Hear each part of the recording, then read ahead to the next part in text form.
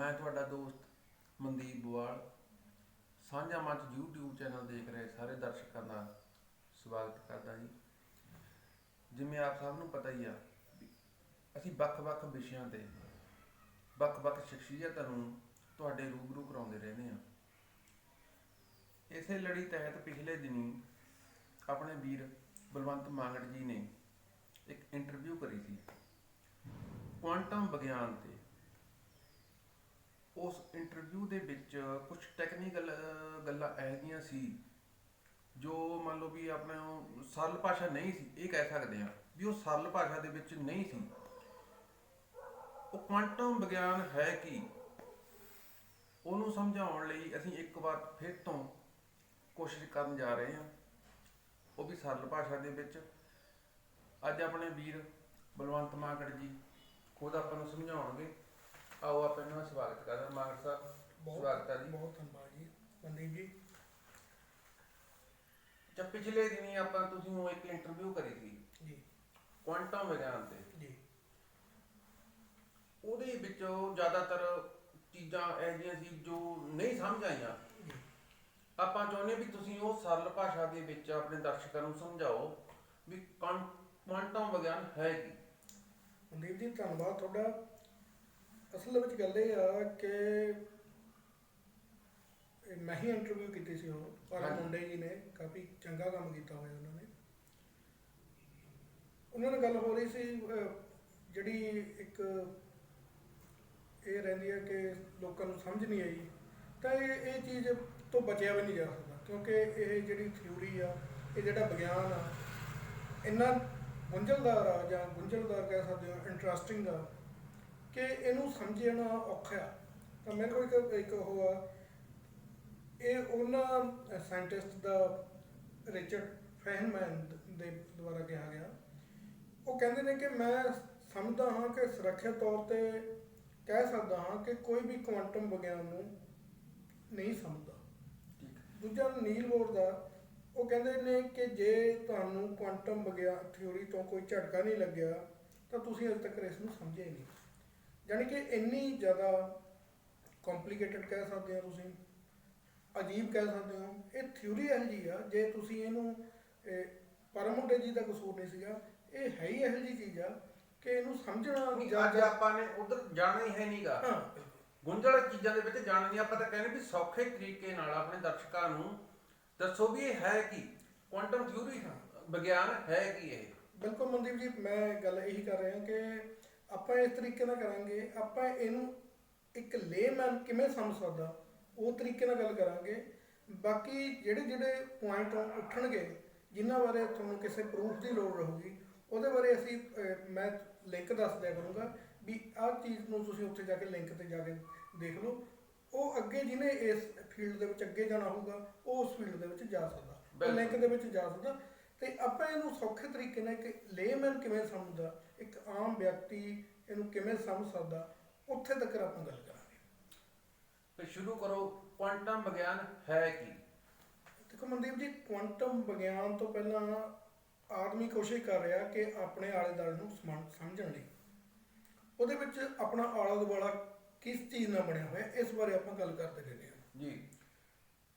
ਕਿਸੇ ਨੇ ਹਜ਼ਾਰਾਂ ਸਾਲਾਂ ਤੋਂ ਮਨੁੱਖ ਦਾ ਇਤਿਹਾਸ ਰਿਹਾ ਕਿ ਇਹਨੂੰ ਸਮਝਾਂ, ਤਾਂ ਇਹ ਇੱਕ ਬੁਨਿਆਦੀ ਸਵਾਲ ਇਹ ਉੱਠ ਜਾਂਦਾ ਕਿ ਇਹ ਚੀਜ਼ ਜਿਹੜਾ ਆਪਣਾ ਆਲਾ ਦੁਆਲਾ ਉਹ ਕਿਸ ਚੀਜ਼ ਦਾ ਬਣਿਆ ਹੋਇਆ। ਹਾਂਜੀ।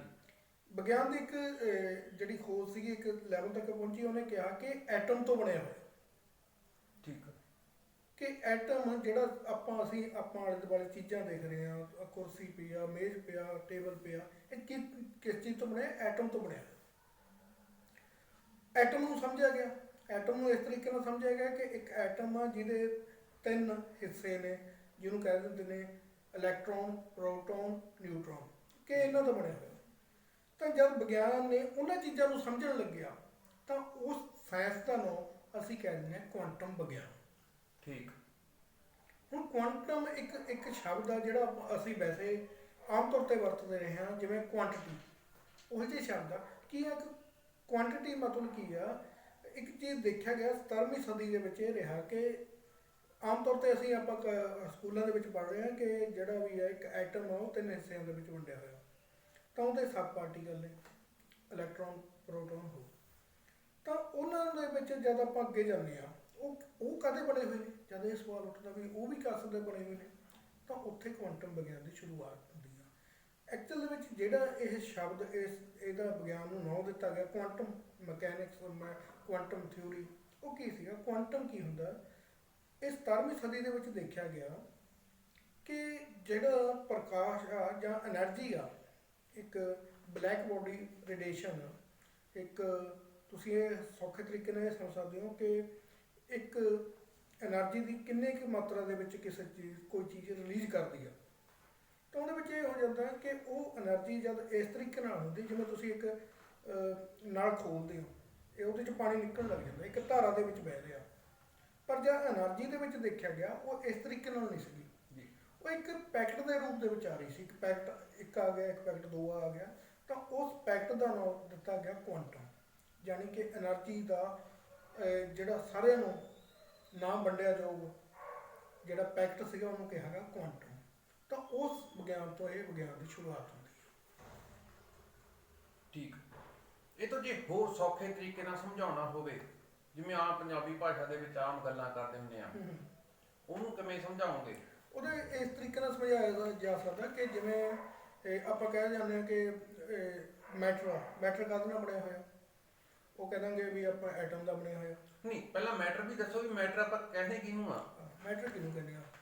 ਮੈਟਰ ਮਨਦੀਪ ਜੀ ਆਪਣੇ ਚਾਰੇ ਪਾਸੇ ਮੈਟਰ ਆ। ਮੈਟਰ ਕੀ ਹੁੰਦਾ? ਜਿਹਨੂੰ ਅਸੀਂ ਹੱਥ ਲਾ ਸਕਦੇ ਹਾਂ, ਛੂਹ ਸਕਦੇ ਹਾਂ, ਜਿਹਨੂੰ ਅਸੀਂ ਟੇਸਟ ਕਰ ਸਕਦੇ ਹਾਂ, ਜਿਹਨੂੰ ਅਸੀਂ ਦੇਖ ਸਕਦੇ ਹਾਂ। ਇੱਕ ਆਕਾਰ ਆ ਜਿਹਦੇ ਤਿੰਨ ਆयाम ਨੇ, ਯਾਨੀ ਕਿ ਉਹ ਮੋਟਾ ਵੀ ਹੋ ਸਕਦਾ, ਲੰਬਾ ਵੀ ਹੋ ਸਕਦਾ ਤੇ ਉੱਚਾ ਵੀ ਹੋ ਸਕਦਾ। ਤਿੰਨ ਉਹਦੇ ਹੋ ਨੇ। ਤਾਂ ਉਹ ਸਾਰੀਆਂ ਚੀਜ਼ਾਂ ਨੇ ਜਿਹੜੇ ਵੀ ਇਨਸਾਨ ਨੂੰ ਵੀ ਇਹਦੇ ਵਿੱਚ ਰੱਖਿਆ ਜਾ ਸਕਦਾ। ਇਨਸਾਨ ਵੀ ਮੈਟਰ ਆ, ਬਿਲਕੁਲ ਮੈਟਰ ਦਾ ਇੱਕ ਸਮੂਹ ਆ ਜਿਹਨੂੰ ਇਨਸਾਨ ਬਣ ਜਾਂਦਾ।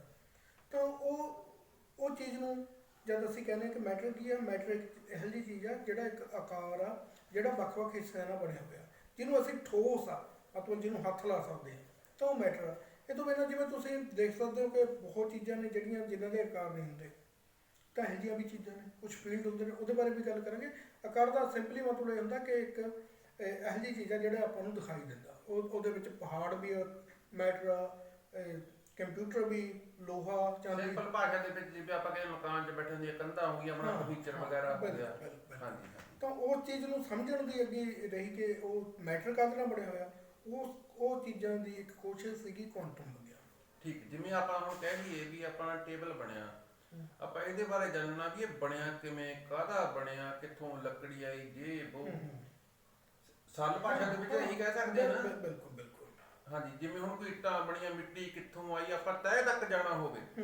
ਹਾਂਜੀ। ਠੀਕ। ਤੇ ਅੱਗੇ ਉਹਦੇ ਬਾਰੇ ਹੋਰ ਚੱਲਣਾ ਪਾਓ ਜੀ। ਹੁਣ ਵਿਗਿਆਨ ਹੌਲੀ ਹੌਲੀ ਇਹ ਸੋਚਦਾ ਰਿਹਾ ਕਿ ਇਹ ਚੀਜ਼ ਕਾਹਦੇ ਨਾਲ ਬਣੀ ਹੋਈ ਆ। ਤਾਂ ਇੱਕ ਪੁਰਾਣੀ ਯੂਨਾਨ ਦੇ ਇੱਕ ਦਾਰਸ਼ਨਿਕ ਸੀਗਾ, ਉਹਨਾਂ ਨੇ ਕਿਹਾ ਸੀਗਾ ਕਿ ਇੱਕ ਛੋਟੇ ਕਣ ਨੇ ਜਿਹਨਾਂ ਨੂੰ ਐਟਮ ਕਹਿੰਦੇ ਨੇ, ਜਿਹਨਾਂ ਨੂੰ ਹੋਰ ਵੰਡਿਆ ਨਹੀਂ ਜਾ ਸਕਦਾ। ਠੀਕ। ਐਟਮ ਦਾ ਮਤਲਬ ਇਹ ਹੁੰਦਾ ਕਿ ਹੋਰ ਵੰਡਿਆ ਨਹੀਂ ਜਾ ਸਕਦਾ। ਮਤਲਬ ਐਂਡ ਵਾਲੀ ਤਹਿ ਤੇ ਆਪਾਂ ਪਹੁੰਚ ਗਏ ਆ ਵੀ ਉੱਥੋਂ ਇਹ ਲਾਸਟ ਆ। ਹਾਂ, ਮੰਨ ਲਓ ਤੁਸੀਂ ਇੱਕ ਚੀਜ਼ ਨੂੰ ਤੋੜੀ ਜਾਂਦੇ ਹੋ, ਇੱਕ ਇਹੋ ਜਿਹੀ ਸਟੇਜ ਆਉਂਦੀ ਹੈ ਜਿੱਥੇ ਉਹਨੂੰ ਹੋਰ ਤੋੜਿਆ ਨਹੀਂ ਜਾ ਸਕਦਾ। ਬਿਲਕੁਲ ਜੀ। ਤਾਂ ਉਹਨੂੰ ਕਹਿੰਦੇ ਨੇ ਐਟਮ। ਠੀਕ। ਪਰ ਉਹ ਕੀ ਹੋਇਆ ਕਿ ਜਦ ਸਮੇਂ ਦੇ ਨਾਲ ਵਿਗਿਆਨ ਨੇ ਅੱਗੇ ਤਰੱਕੀ ਕੀਤੀ, ਇਹ ਹੋਇਆ ਕਿ ਵਿਗਿਆਨ ਨੇ ਜਾਣਿਆ ਕਿ ਐਟਮ ਨੂੰ ਵੀ ਤੋੜਿਆ ਜਾ ਸਕਦਾ। ਜਿਹੜੇ ਆਪਾਂ ਕਹਿੰਦੇ ਐਟਮ ਬੰਬ ਹੋਇਆ, ਐਟਮ ਬੰਬ ਕੀ ਸੀਗਾ? ਉਹ ਇੱਕ ਐਟਮ ਨੂੰ ਤੋੜਨ ਦਾ ਨਤੀਜਾ ਸੀਗਾ।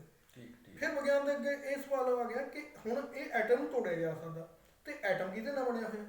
ਤਾਂ ਉਹਨਾਂ ਨੇ ਕਿਹਾ ਕਿ ਇੱਕ ਸਬ ਪਾਰਟੀਕਲ ਨੇ, ਬਿਲਕੁਲ, ਜਿਹਨੂੰ ਕਹਿੰਦੇ ਨੇ ਇਲੈਕਟ੍ਰੋਨ, ਪ੍ਰੋਟੋਨ। ਇਹ ਬਹੁਤ ਤਰ੍ਹਾਂ ਦੇ ਉਹ ਨੇ। ਪਹਿਲਾਂ ਕਹਿੰਦੇ ਸੀ ਤਿੰਨ ਨੇ, ਪਰ ਹੁਣ ਇਹ ਹਜ਼ਾਰਾਂ ਤੱਕ ਤਰ੍ਹਾਂ ਦੇ ਨੇ।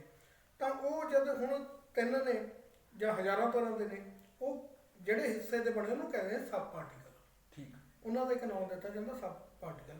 ਹੁਣ ਉਹ ਸਬ ਪਾਰਟੀਕਲ ਦੇ ਬਿਹੇਵ ਨੂੰ, ਉਹਦਾ ਵਰਤਾਅ ਕਿਵੇਂ ਹੁੰਦਾ, ਉਹ ਕਾਹਦੇ ਬਣੇ ਹੋਏ ਨੇ, ਉਸ ਨੂੰ ਸਮਝਣ ਲਈ ਜਿਹੜਾ ਵਿਗਿਆਨ ਵਰਤਿਆ ਜਾਂਦਾ ਜਾਂ ਜਿਹੜਾ ਵਿਗਿਆਨ ਉੱਤੇ ਕੰਮ ਕਰ ਰਿਹਾ, ਉਹਨੂੰ ਕੁਆਂਟਮ ਵਿਗਿਆਨ ਕਹਿੰਦੇ ਨੇ।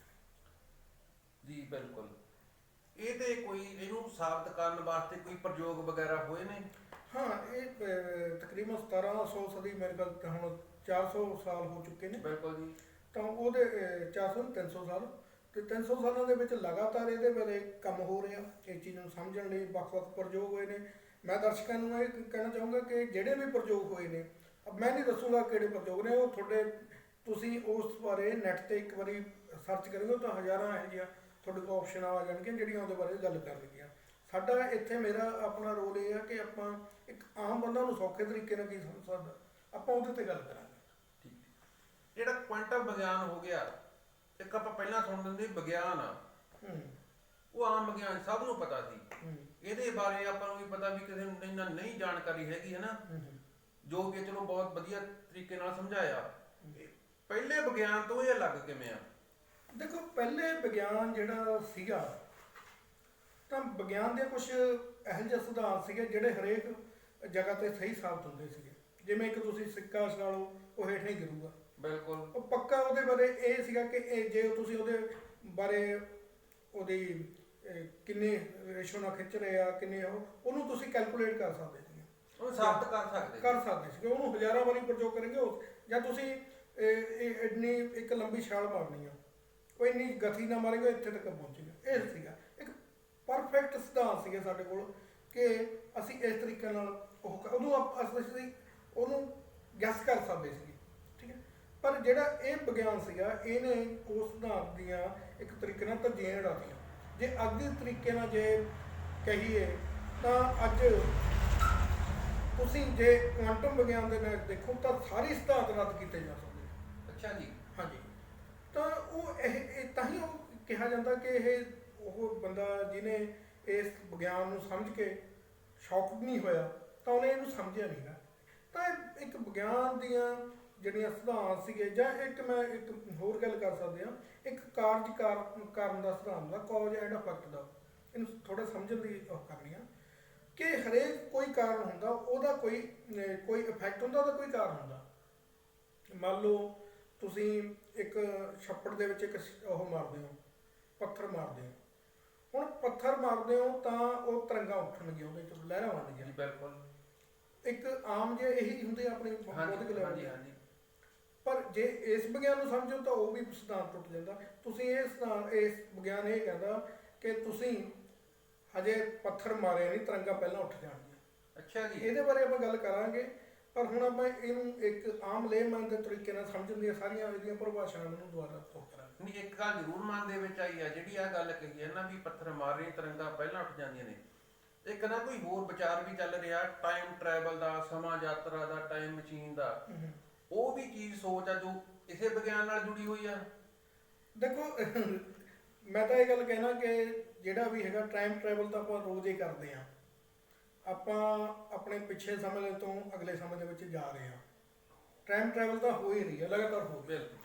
ਪਰ ਜਿਹੜੀ ਟਾਈਮ ਟਰੈਵਲ ਦੀ ਮੰਦੀ ਵਿੱਚ ਤੁਸੀਂ ਗੱਲ ਕਰ ਰਹੇ ਹੋ, ਉਹਦਾ ਮਤਲਬ ਇਹ ਹੁੰਦਾ ਇੱਕ ਛਾਲ ਮਾਰ ਕੇ ਪਿੱਛੇ ਚਲੇ ਜਾਣਾ। ਹਾਂਜੀ। ਇੱਕ ਛਾਲ ਮਾਰ ਕੇ ਅੱਗੇ ਚਲੇ ਜਾਣਾ। ਹਾਂਜੀ।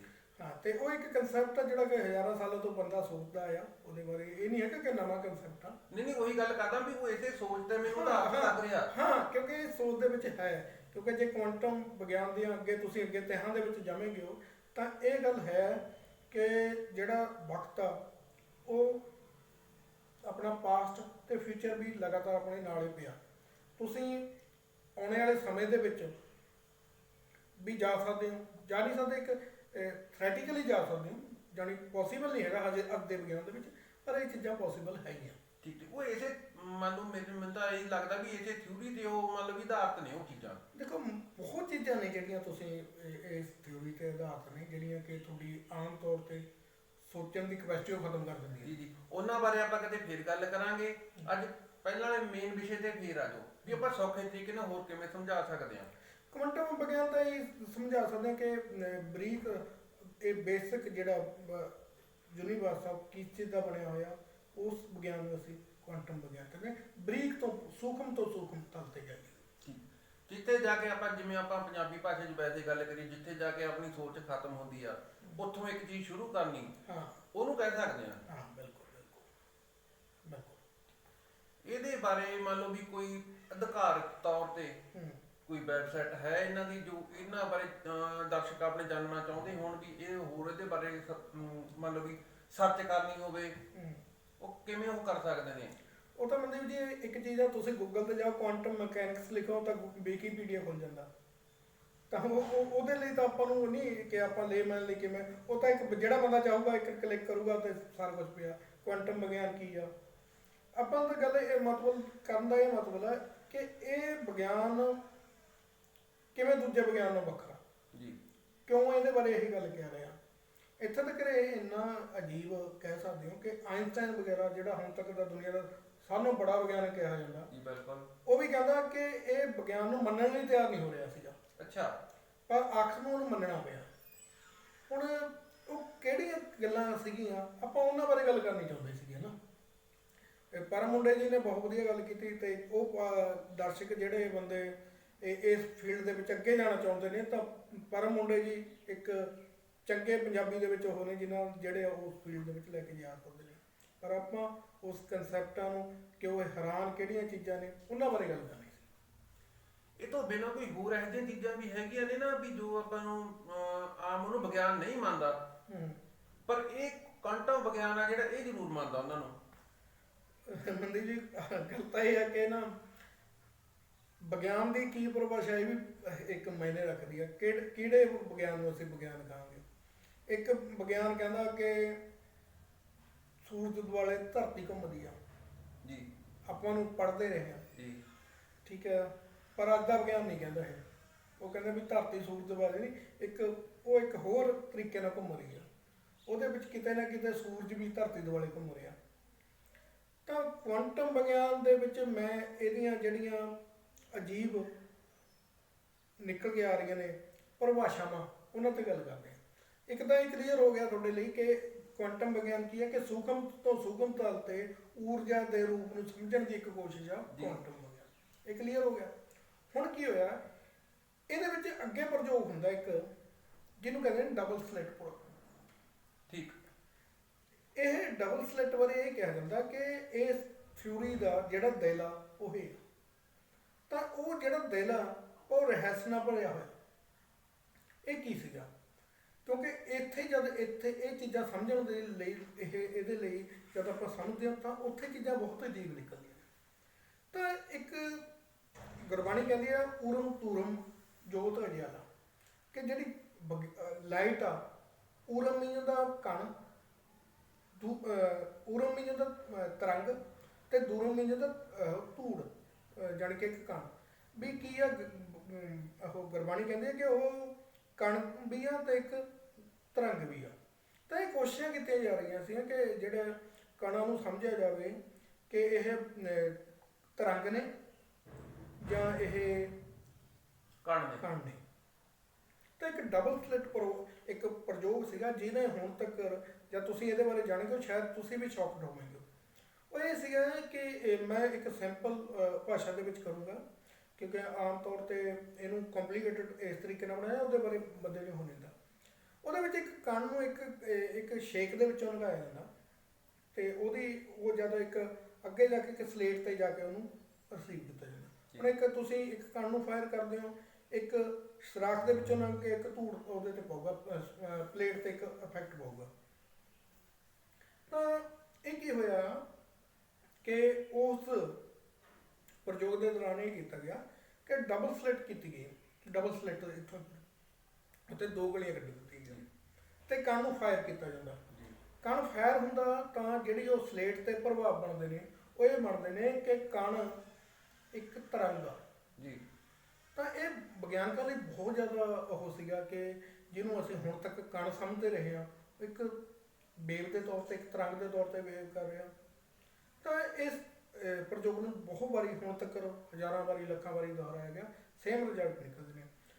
ਤੇ ਉਹਦੇ ਤੇ ਕੀ ਕੀਤਾ ਜਾਂਦਾ, ਅਗਲੀ ਵਾਰੀ ਇਹ ਕਿਹਾ ਕਿ ਇੱਕ ਡਿਟੈਕਟਰ ਲਾ ਦਿੱਤੇ ਜਾਂਦੇ ਆ, ਇੱਕ ਓਬਜ਼ਰਵਰ ਲਾ ਲੈਂਦੇ ਆ ਜਿਹੜਾ ਇਹ ਦੇਖੇ ਵੀ ਇਹ ਕਣ ਤਾਂ ਨਿਕਲਿਆ ਸੀ ਇੱਥੋਂ ਫਾਇਰ ਹੋਇਆ, ਪਰ ਜਦ ਸਲਿਟ ਚੋਂ ਨਿਕਲਿਆ, ਡਬਲ ਸਲਿਟ ਤੋਂ ਨਿਕਲਿਆ ਤਾਂ ਉਹ ਬਣ ਜਾਂਦਾ ਤਰੰਗ। ਇਹ ਕਿਉਂ ਹੋਇਆ?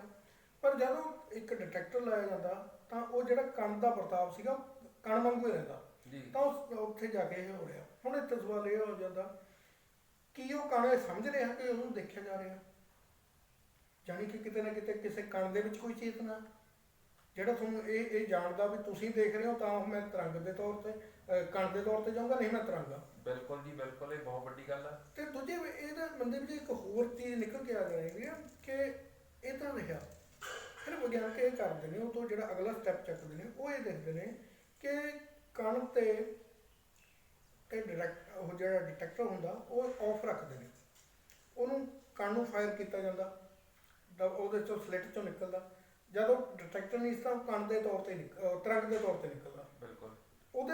ਉਹਦੇ ਤੇ ਪਹੁੰਚਣ ਤੋਂ ਪਹਿਲਾਂ ਉਹਨੂੰ ਡਾਇਰੈਕਟਰ ਨੂੰ ਔਨ ਕਰ ਲਿਆ ਜਾਂਦਾ, ਤਾਂ ਕਣ ਕੀ ਜਾਂਦਾ ਆਪਣੇ ਟਾਈਮ ਦੇ ਵਿੱਚ ਬੈਕ ਮੁੜ ਜਾਂਦਾ ਤੇ ਉਹ ਫੇਰ ਇੱਕ ਕਣ ਦੇ ਵਾਂਗੂ ਨਿਕਲਦਾ, ਯਾਨੀ ਤਰੰਗ ਆਪਣੇ ਟਾਈਮ ਦੇ ਪਿੱਛੇ ਚਲੀ ਜਾਂਦੀ ਹੈ, ਜਿਹੜੀ ਤੁਸੀਂ ਕਹਿੰਦੇ ਟਰੈਵਲ ਤਾਂ ਟਾਈਮ ਟਰੈਵਲ ਕਰ ਦਿੰਦੀ ਹੈ, ਬੈਕ ਚਲੀ ਜਾਂਦੀ ਹੈ। ਤਾਂ ਹੁਣ ਇਹ ਇੱਕ ਪ੍ਰਯੋਗ ਸੀਗਾ ਜਿਹੜਾ ਕਿ ਆਮ ਪ੍ਰਯੋਗ, ਆਪਾਂ ਇਹਦੇ ਬਾਰੇ ਨਹੀਂ ਸੋਚਦੇ ਵੀ ਇਹਦੀਆਂ ਅੱਗੇ ਕਿੰਨੀਆਂ ਕੰਪਲੀਕੇਸ਼ਨ ਨੇ ਤੇ ਕਿੰਨੀਆਂ ਚੀਜ਼ਾਂ ਇਹਦੇ ਤੋਂ ਨਿਕਲ ਕੇ ਆਉਂਦੀਆਂ। ਤੇ ਇੱਕ ਚੀਜ਼ ਹੋਰ ਵੀ ਆ ਜਾਂਦੀ ਆ, ਜਿਵੇਂ ਹੁਣ ਪ੍ਰਮਾਤਮਾ ਦੀ ਆਪਾਂ ਹੋਂਦ ਕਹਿੰਦੇ ਆ ਵੀ ਇਹ ਉਹਨੂੰ ਵੀ ਫਿਰ ਇਹਦਾ ਮਤਲਬ ਇਹ ਤਾਂ ਉਹਨੂੰ ਵੀ ਮੰਨੋ ਵੀ ਹਾਂ ਬਿਲਕੁਲ ਹੈ।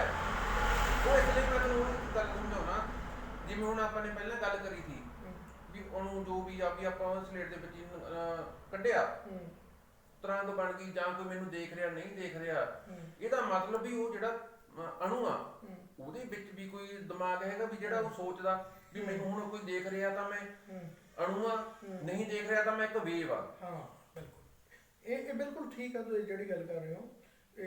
ਇਸ ਫੀਲਡ ਦੇ ਵਿੱਚ ਇਹ ਚੀਜ਼ਾਂ ਤਾਂ ਬਹੁਤ ਜ਼ਿਆਦਾ ਅੱਗੇ ਨਿਕਲ ਜਾਂਦੀਆਂ ਸਰ। ਇਹਦਾ ਮਤਲਬ ਇਹ ਹੋਇਆ ਕਿ ਜੇ ਤੁਸੀਂ ਇਸ ਵਿਗਿਆਨ ਨੂੰ ਸਮਝਦੇ ਹੋ ਜਾਂ ਇਸ ਪ੍ਰਯੋਗ ਨੂੰ ਸਮਝਦੇ ਹੋ ਜਾਂ ਇਹਦੇ ਨਤੀਜੇ ਸਮਝਦੇ ਹੋ, ਤਾਂ ਇਹ ਨਿਕਲਦੇ ਨੇ ਵੀ ਜੇ ਤੁਸੀਂ ਕਿਸੇ ਚੀਜ਼ ਨੂੰ ਦੇਖ ਰਹੇ ਹੋ ਤਾਂ ਉਹ ਚੀਜ਼ ਹੈਗੀ ਆ, ਨਹੀਂ ਉਹ ਤਰੰਗ ਆ। ਮਤਲਬ ਆਪਾਂ ਇਸ ਕਮਰੇ ਦੇ ਵਿੱਚੋਂ ਬਾਹਰ ਨਿਕਲ ਜਾਂਦੇ ਆ ਤੇ ਇਸ ਕਮਰੇ ਦੇ ਵਿੱਚ ਸਾਰੀਆਂ ਚੀਜ਼ਾਂ ਗਾਇਬ ਹੋ ਜਾਣਗੀਆਂ, ਕੁਝ ਵੀ ਨਹੀਂ ਰਹਿੰਦਾ। ਜਦ ਤੁਸੀਂ ਆਉਂਦੇ ਇੱਕਦਮ ਚੀਜ਼ਾਂ ਉਹ ਆ ਜਾਂਦੀਆਂ ਨੇ। ਦਰਸ਼ਕੋ ਤੁਹਾਨੂੰ ਦੱਸ ਦਈਏ ਵੀ ਜਾਦੂ ਨਾਲ ਗਾਇਬ ਨਹੀਂ ਹੁੰਦੀਆਂ।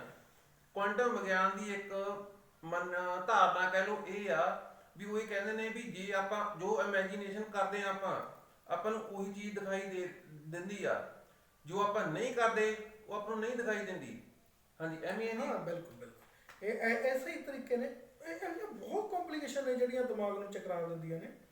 ਤੁਸੀਂ ਇੱਕ ਚੀਜ਼ ਲਾ ਲਓ ਕਿ ਇਹ ਗੱਲ ਹੈ ਕਿ ਹੁਣ ਆਪਣੇ ਇੱਥੇ ਤਾਂ ਕਾਫੀ ਵਰਲਡ ਲੈਵਲ ਤੇ ਕੰਮ ਹੋ ਰਿਹਾ, ਇਹ ਚੀਜ਼ਾਂ ਨੂੰ ਆਪਣੇ ਪ੍ਰੈਕਟੀਕਲ ਲਾਈਫ ਦੇ ਵਿੱਚ ਵੀ ਢਾਲਿਆ ਜਾਣ ਦੀ ਕੋਸ਼ਿਸ਼ ਕੀਤੀ ਜਾ ਰਹੀ ਹੈ। ਮੈਂ ਇੱਕ ਆਮ ਦੇਖਦੇ ਹਾਂ ਕਿ ਤੁਸੀਂ ਕਦੇ ਸੋਚਦੇ ਹੋ ਕਿ ਤੁਹਾਡਾ ਕਿਤੇ ਟਾਇਰ ਪੈਂਚਰ ਨਾ ਹੋ ਜਾਵੇ ਮੋਟਰਸਾਈਕਲ ਗੱਡੀ ਦਾ, ਹਾਂਜੀ ਉਹ ਥੋੜੇ ਦਿਨਾਂ ਬਾਅਦ ਹੋ ਜਾਂਦਾ ਕਈ ਵਾਰ ਰਸਤੇ ਦੇ ਵਿੱਚ ਉਦੋਂ ਹੀ ਹੋ ਜਾਂਦਾ। ਕਿਉਂ? ਜਾਂ ਤਾਂ ਆਪਾਂ ਇਹ ਆ ਕਿ ਆਪਾਂ ਉਸ ਚੀਜ਼ ਨੂੰ ਅਟਰੈਕਟ ਕਰ ਰਹੇ ਸੀਗੇ ਕਿ ਉਸ ਯੂਨੀਵਰਸ ਦੇ ਵਿੱਚ ਜਿਹੜੇ ਚ ਹੋ ਜਾਵੇ ਉਹ ਚੀਜ਼ ਹੋ ਜਾਂਦੀ ਹੈ। ਤਾਂ ਜਾਂ ਇਹ ਜਿਹੜਾ ਯੂਨੀਵਰਸ ਆ ਉਹ ਨਹੀਂ ਹੈਗਾ ਜਿਹੜਾ ਆਪਾਂ ਨੂੰ ਮਿਲਿਆ, ਆਪਣੇ ਲਈ ਉਹ ਯੂਨੀਵਰਸ ਆ ਜਿਹੜਾ ਆਪਾਂ ਆਪਣੇ ਲਈ ਸਿਲੈਕਟ ਕਰਦੇ ਹਾਂ। ਜੇ ਆਪਾਂ ਆਪਣੇ ਲਈ ਪੈਂਚਰ ਸਿਲੈਕਟ ਕਰਦੇ ਹਾਂ ਤਾਂ ਪੈਂਚਰ ਵੀ ਹੋ ਸਕਦਾ, ਜੇ ਕੋਈ ਬਿਮਾਰੀ ਸਿਲੈਕਟ ਕਰਦੇ ਹੋ ਅਚੇਤ ਜਾਂ ਅਚੇਤ ਦੇ ਰੂਪ ਦੇ ਵਿੱਚ। ਮੇਰੇ ਹਿਸਾਬ ਨਾਲ ਇਹ ਜ਼ਿਆਦਾ ਗੁੰਝਲਦਾਰ ਗੱਲਾਂ ਹੋ ਜਾਣੀਆਂ ਨੇ, ਇਹਨੂੰ ਆਪਾਂ ਕਿਸੇ ਹੋਰ ਭਾਗ ਦੇ ਵਿੱਚ ਬਣਾ ਲਾਂਗੇ। ਪਰ ਹੋਰ ਮੈਂ ਐਂਡ ਤੇ ਹੁਣ ਮੈਂ ਜੇ ਕੋਈ ਹੋਰ ਕੁਝ ਕਹਿਣਾ ਚਾਹੁੰਦੇ ਹੋ ਜੋ ਮੰਨ ਲਓ ਵੀ ਇੰਟਰਵਿਊ ਪਹਿਲਾਂ ਕਰੀ ਉਹਦੇ ਵਿੱਚ ਜੋ ਨਹੀਂ ਗੱਲਾਂ ਹੋਈਆਂ ਨਾ ਸਮਝਾਉਣੇ ਵਾਲੀਆਂ, ਉਹ ਇਹਦੇ ਵਿੱਚ ਸਮਝਾ ਸਕੋ। ਹਾਂ ਮਨਦੀਪ ਜੀ, ਹਾਂ ਇਹ ਇਹੋ ਜਿਹਾ ਫੀਲਡ ਹੈ ਕਿ ਤਾਂ ਬਹੁਤ ਜ਼ਿਆਦਾ ਗੱਲਾਂ ਹੋ ਸਕਦੀਆਂ ਨੇ। ਪਰ ਮੁੰਡੇ ਨਾਲ ਗੱਲ ਹੋ ਰਹੀ ਸੀ, ਉਹ ਵੀ ਇਹ ਕਹਿ ਰਹੇ ਸੀਗੇ ਕਿ ਇਹ ਕਿਤੇ ਨਾ ਕਿਤੇ ਅਧਿਆਤਮਵਾਦ ਬੰਨੀ ਲੈ ਜਾਂਦਾ। ਤਾਂ ਆਪਣਾ ਜਿਹੜੀ ਕੋਸ਼ਿਸ਼ ਸੀਗੀ ਕਿ ਇਹਨੂੰ ਸਿੰਪਲ ਭਾਸ਼ਾ ਦੇ ਵਿੱਚ ਸਮਝਾਇਆ ਜਾਵੇ। ਤਾਂ ਕੁਆਂਟਮ ਵਿਗਿਆਨ ਇਹੋ ਜਿਹਾ ਵਿਗਿਆਨ ਆ ਜਿਹੜਾ ਇੱਕ ਸੂਖਮ ਤਲ ਤੇ એનર્ਜੀ ਨਾਲ ਤਾਲੁਕ ਰੱਖਦਾ, ਨੰਬਰ 1। ਦੂਜੇ ਲੈਵਲ ਤੇ ਇਹ ਆ ਕਿ ਇਹ ਜਿਹੜਾ ਆਪਾਂ ਪ੍ਰੈਕਟੀਕਲੀ ਜਿਹੜਾ ਵਿਗਿਆਨ ਨੂੰ ਸਮਝਦੇ ਹੋ ਉਸ ਵਿਗਿਆਨ ਤੋਂ ਬਿਲਕੁਲ ਉਲਟਾ। ਇਹਦੀਆਂ ਜਿੰਨੀਆਂ ਇਹਦੇ ਬਾਰੇ ਤੁਸੀਂ ਸਮਝੀ ਜਾਓਗੇ ਅਜੀਬੋ ਅਜੀਬ ਤਰੀਕੇ ਨਾਲ ਹੋ ਜਾਂਦੀਆਂ ਨੇ। ਜਿਵੇਂ ਆਪਾਂ ਗੱਲ ਕਰਾਂਗੇ ਆਉਣ ਵਾਲੇ ਸਮੇਂ ਦੇ ਵਿੱਚ, ਜਿਵੇਂ ਕਿ ਇਹਦੇ ਵਿੱਚ ਇਹ ਵੀ ਹੋ ਸਕਦਾ ਕਿ ਕਿਤੇ ਪਰਮਾਤਮਾ ਵੀ ਬੈਠਾ, ਇਹ ਸਾਇੰਟੀਫਿਕਲੀ ਪ੍ਰੂਫ ਹੋ ਜਾਂਦਾ। ਦੂਜੀ ਗੱਲ ਤੇ ਇਹ ਵੀ ਆ, ਇਹ ਵੀ ਕਹਿ ਰਿਹਾ ਕਿ ਜਿਹੜੇ ਆਪਣੇ ਜਿਵੇਂ ਇਸ ਕਮਰੇ ਦੇ ਵਿੱਚ ਨੇ ਜਾਂ ਇਸ ਕਮਰੇ ਦੇ ਵਿੱਚ ਅੱਜ ਆਪਾਂ ਹੀ ਬੈਠੇ ਨਹੀਂ ਹੈਗੇ, ਇਸ ਕਮਰੇ ਦੇ ਵਿੱਚ ਦੁਨੀਆ ਦੀ ਹਰ ਇੱਕ ਚੀਜ਼ ਪਈ ਆ। ਮਤਲਬ ਇੱਥੇ ਆਪਣੇ ਭੂਤ ਪ੍ਰੇਤ ਵੀ ਪਏ ਨੇ, ਇੱਥੇ ਡਾਇਨਾਸੌਰ ਵੀ ਪਏ ਨੇ, ਇਹ ਸਾਰੀਆਂ ਚੀਜ਼ਾਂ ਇਸੇ ਕਮਰੇ ਦੇ, ਪਰ ਆਪਾਂ ਇੱਥੇ ਇਹ ਚੀਜ਼ਾਂ ਨੂੰ ਦੇਖ ਰਹੇ ਹਾਂ ਕਿਉਂਕਿ ਆਪਾਂ ਇੱਕ ਖਾਸ ਦ੍ਰਿਸ਼ ਨੂੰ ਦੇਖਣਾ ਚਾਹੁੰਦੇ ਹਾਂ। ਅੱਛਾ, ਜੋ ਜੇ ਹੋਰ ਸਰਲ ਕਰੀਏ ਆਪਾਂ, ਜਿਵੇਂ ਹੁਣ ਵਿਗਿਆਨਕ ਤੌਰ ਤੇ ਲਾ ਲਓ, ਹੂੰ ਜੋ ਜਿਹਨੂੰ ਮਾਨਤਾ ਹੈਗੀ ਆ ਹੂੰ ਵੀ ਆਪਣਾ ਜੋ ਦਿਮਾਗ ਆ ਹੂੰ। ਉਹ ਸਿਰਫ 3% ਹੀ ਕੰਮ ਕਰਦਾ, ਵਰਕ ਕਰਦਾ, ਇੰਨੀ ਹੈ ਜਾਂ ਅੱਗੇ ਪਿੱਛੇ ਵੀ ਆ? ਦੇਖੋ, ਜੇ ਜਿਹੜਾ ਆਪਣਾ ਦਿਮਾਗ ਕੰਮ ਕਰ ਰਿਹਾ, ਜੇ ਆਪਾਂ ਇੱਕ ਯੂਨੀਵਰਸ ਦਾ ਹਿੱਸਾ, ਤਾਂ ਯੂਨੀਵਰਸ ਬਹੁਤ ਵੱਡਾ, ਆਪਣਾ ਦਿਮਾਗ ਵੀ ਇੱਕ ਯੂਨੀਵਰਸ ਹੈ। ਜੀ ਜੀ। ਠੀਕ ਹੈ, ਤਾਂ ਆਪਣੇ ਇੱਕ ਬਹੁਤ ਸੁਭਾਵਨਾਵਾਂ ਨੇ, ਜਿਵੇਂ ਜਿਹੜੀਆਂ ਆਪਾਂ ਕਹਿੰਦੇ ਹਾਂ 3% ਕੰਮ ਕਰਦਾ, ਤਾਂ 97% ਉਹ ਸਾਰਾ ਆਪਾਂ ਕੰਮ ਲੈ ਸਕਦੇ ਹਾਂ। ਜਿਵੇਂ ਮੈਂ ਲੈ ਸਕਦੇ, ਮੈਂ ਇਸੇ ਗੱਲ ਤੇ ਕਹਿਣਾ ਚਾਹੁੰਦਾ ਸੀ ਨਾ, ਜਿਵੇਂ ਆਪਣੇ ਵੇਦਾਂ ਗ੍ਰੰਥਾਂ 'ਚ ਵੀ ਲਿਖਿਆ ਹੋਇਆ ਵੀ ਕੋਈ ਪੁਰਾਣੇ ਜੋ ਆਪਣੇ ਮਹਾਭਾਰਤ ਵਗੈਰਾ ਸੀਰੀਅਲ ਵਗੈਰਾ ਹੁੰਦੇ ਜੋ ਵੀ ਉਹਨਾਂ 'ਚ ਦਿਖਾਇਆ ਗਿਆ ਵੀ ਇੱਕ ਬੰਦਾ ਸਮਾਧੀ ਲਾ ਕੇ ਉੱਥੇ ਬੈਠਾ, ਕਿਤੇ ਉੱਪਰਲੇ ਕੋਈ ਲੋਕ ਦੇ ਪਰਮਾਤਮਾ ਨਾਲ ਵੀ ਮਿਲੇ ਆਉਂਦਾ, ਸਭ ਕੁਝ ਮਿਲੇ ਆਉਂਦਾ। ਇਹ ਉਹਦੇ ਕਿੰਨੀ ਕੁ ਨੇੜੇ ਆ ਚੀਜ਼ ਇਹ?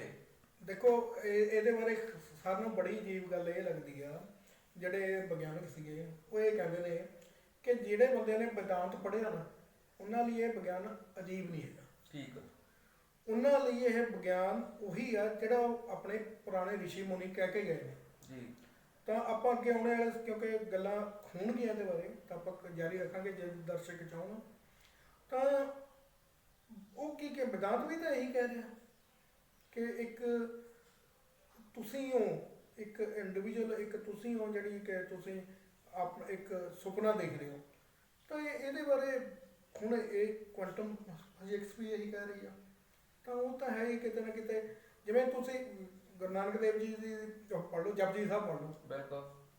ਤੁਸੀਂ ਉਹ ਜਦ ਗੱਲਾਂ ਕਰੇ ਦੇਖੇਂਗੇ ਹੋ, ਤਾਂ ਤੁਸੀਂ ਇਹ ਨਹੀਂ ਦੇਖੋਗੇ ਕਿ ਉਹ ਕੋਈ ਗੱਲ ਕਰ ਰਹੇ ਨੇ ਵੀ ਆਮ ਹੀ ਗੱਲ ਕਰ ਰਹੇ ਨੇ। ਤੁਸੀਂ ਇਹ ਦੇਖੋਗੇ ਕਿ ਉਹ ਕਿਸੇ ਅਨੁਭਵ ਦੇ ਵਿੱਚੋਂ ਨਿਕਲ ਬਿਲਕੁਲ, ਵੀ ਉਹ ਅਨੁਭਵ ਤੋਂ ਗੁਜ਼ਰੇ ਹੋਏ ਨੇ, ਹਾਂ। ਤਾਂ ਆਪਾਂ ਨੂੰ ਆ ਕੇ ਦੱਸ ਰਹੇ ਨੇ।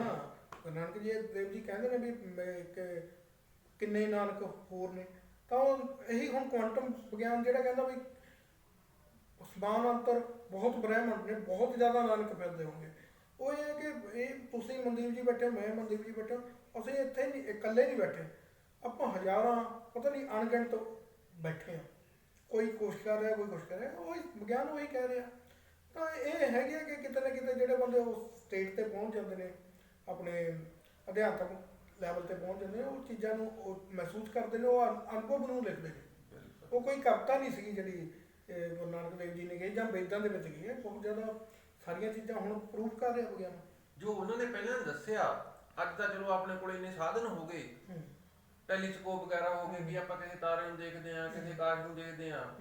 ਪਰ ਜਦੋਂ ਬਾਬਾ ਨਾਨਕ ਜੀ ਸੀ ਆਪਣੇ, ਉਦੋਂ ਕੀ ਸੀ, ਉਹ ਜਿਹਦਾ ਮਤਲਬ ਉਹਨਾਂ ਨੇ ਅਨੁਭਵ ਕਰਿਆ ਹੋਇਆ, ਕਿਸੇ ਪੈਰਲਲ ਯੂਨੀਵਰਸ ਦੇ ਵਿੱਚ ਉਹ ਗਏ ਹੋਏ ਨੇ, ਉਹਨੇ ਸਭ ਕੁਝ ਦੇਖਿਆ ਹੋਇਆ। ਇਹੀ ਆਧਾਰ ਨਾ। ਠੀਕ ਠੀਕ ਠੀਕ। ਸੋ ਦਰਸ਼ਕੋ, ਇਹਨੂੰ ਉਮੀਦ ਆ ਵੀ ਤੁਸੀਂ ਸਮਝ ਗਏ ਹੋਵੋਗੇ ਵੀ ਕੁਆਂਟਮ ਵਿਗਿਆਨ ਹੈ ਕੀ। ਨਹੀਂ ਤਾਂ ਫਿਰ ਆਪਣੇ ਕਮੈਂਟ ਕਰਕੇ ਦੱਸੋ। ਜੋ ਕੋਈ ਨਹੀਂ ਪਤਾ ਲੱਗਦਾ, ਆਪਾਂ ਅਗਲੀ ਵਾਰ ਉਹਦੇ ਤੇ ਹੋਰ ਜ਼ਿਆਦਾ ਵਿਸਤਾਰ ਨਾਲ ਜਾਣਕਾਰੀ ਲੈ ਲਾਂਗੇ ਮੰਗੜ ਸਾਹਿਬ ਤੋਂ। ਸੋ ਅੱਜ ਲਈ ਇੰਨਾ ਹੀ। ਮੰਗੜ ਸਾਹਿਬ ਦਾ ਵੀ ਕਰੀਏ ਬਹੁਤ ਸ਼ੁਕਰੀਆ, ਧੰਨਵਾਦ। ਚਲੋ ਫਿਰ ਮਿਲਦੇ ਹਾਂ ਜੀ।